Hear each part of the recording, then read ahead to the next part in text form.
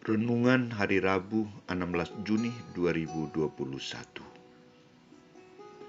Bapamu melihat yang tersembunyi, akan membalasnya kepadamu.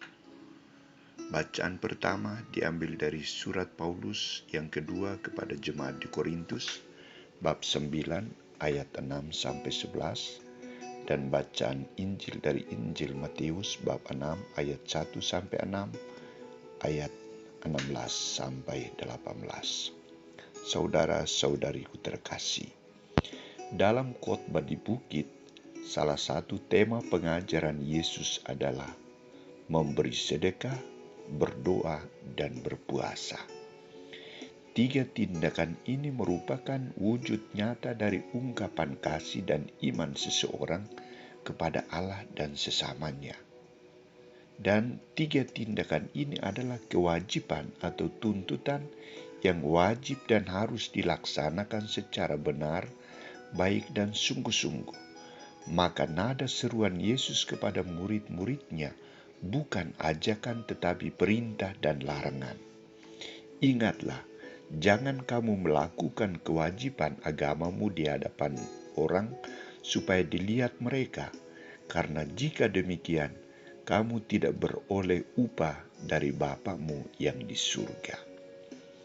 Kewajiban keagamaan ini jangan hanya dilakukan sebagai tindakan untuk dilihat orang, hanya dipamerkan, hanya dipertontonkan, dilakukan untuk mendapat pujian, tetapi harus menghantar orang untuk mengungkapkan kedalaman hatinya dalam komunikasi dan tindakan nyata dengan yang ilahi dan juga dengan sesama manusia.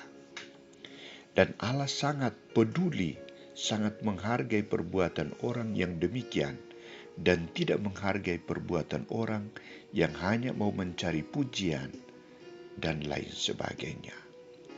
Saudara-saudariku terkasih, tindakan iman atau agama menjadi cara bagaimana kita beribadat, mengalami perjumpaan dengan Tuhan sendiri. Tindakan iman atau agama mengarahkan kita pada keyakinan pokok akan kebenaran dan keselamatan. Maka kita selalu dituntut ke arah itu. Praktek agama sudah seharusnya menjadi praktek keselamatan yang kita imani.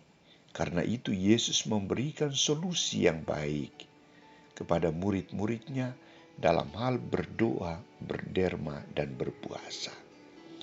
Ia menunjukkan cara berdoa yang baik, bukan untuk dilihat orang, tetapi masuklah di kamar dan tutuplah pintu dan berdoalah dengan tenang dalam kesunyian, maka doamu akan dikabulkan Allah.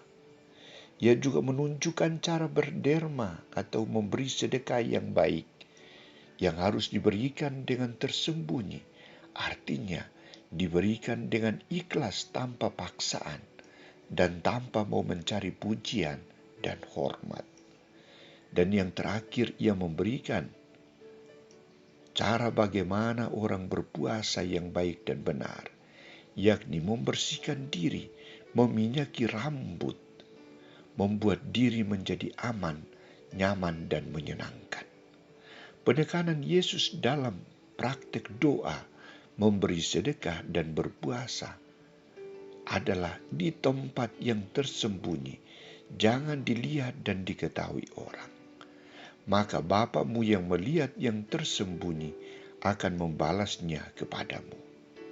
Di sini Yesus ingin mengembalikan fungsi dan makna berdoa, memberi sedekah, dan berpuasa pada hal yang sesungguhnya, yakni ungkapan pribadi antara Allah dan manusia dengan sesamanya, bukan untuk dipropagandakan, bukan untuk dilihat atau ditunjukkan kepada orang lain. Disinilah manusia akan menciptakan dialog personal antara dia dengan Allah, bukan untuk dibanggakan, tetapi demi kemuliaan nama Tuhan dan keselamatan umat manusia. saudara-saudariku terkasih, ajaran Yesus sangat relevan dan sangat mengoreksi kita dalam tindakan munafik untuk memberi, berdoa, dan berpuasa. Atau tidak hanya menjadi pengajar yang baik kepada orang lain, tetapi yang dituntut dari kita semua adalah melaksanakannya sendiri. Kita sendiri dituntut untuk ikhlas memberi kepada Tuhan dan mengungkapkan solidaritas yang murni kepada sesama kita melalui tindakan derma dan memberi sedekah.